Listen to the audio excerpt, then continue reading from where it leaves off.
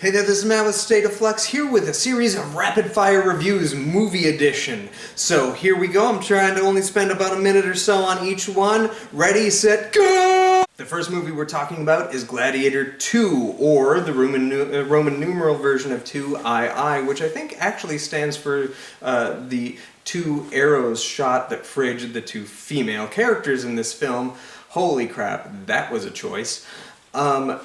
Yeah, the best thing about this movie is Pedro Pascal. He gives the most interesting performance across the board, and also he is the only character that is written well throughout the thing. But instead of him, we are following the most bland character in the world, Mr. Bland Man. This is Roman, right? Let's Roman that up. Blandimus Maximus. Is who we're following, Maximus's son from the first one, spoiler alert guys, and could he be more vanilla? Oh my Jesus, the God, he just sucked. I hear Paul Mescal is a good actor. Having watched this, I would not know that. I don't know that I've ever seen him in anything before, but certainly he's not going to bring me to watch anything of his with this performance. Ridley Scott has... I've never been a Ridley Scott guy, but man, he is out of touch. This film is so boring and uninteresting, and it just hits the same beats of the previous film, and all the characters are like wickedly over the top, with the exception of the only interesting one who you kind of kill off, as well as fridging the two female characters that have any weight to the story for no other reason than to be a motivating tool for your main character. I didn't like Gladiator 2, guys. Up next we have George A. Romero's Resident Evil. This is a documentary on the film that might have been. Back in the day when Resident Evil was first striking the video game consoles, Resident Evil was sold and to the film landscape, and they had hired none other than the father of the modern zombie story, George A. Romero, to pen the script and direct the film. This deep dives into that film, but isn't only a window into what may have once been, and probably would have been, considerably better movie for a Resident Evil film.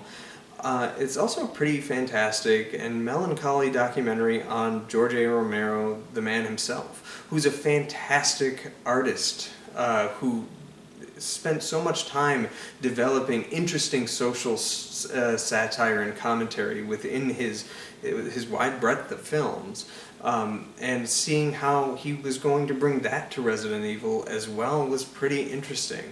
This was a neat window into a one possible outcome of a Resident Evil film, but a really compelling look at an artist that passed away too soon. King of Kings was a Angel Studios release that kind of took the world by storm, for it is the highest grossing animated Jesus-related picture of all time. I decided to check it out with the family on Easter weekend, and it's kind of cute. It has a really good score, and the voice work is great. You have like Forrest Whitaker, Mark Hamill, Oscar Isaac voicing Jesus.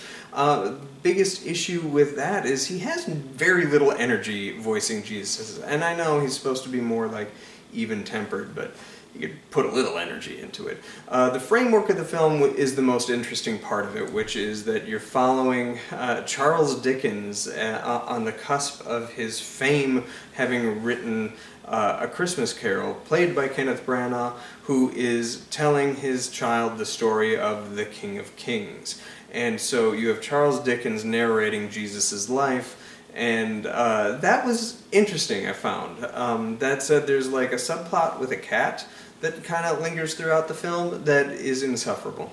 I couldn't. But the movie itself, pretty cute, and if that's your kind of thing, I think you'll really dig this.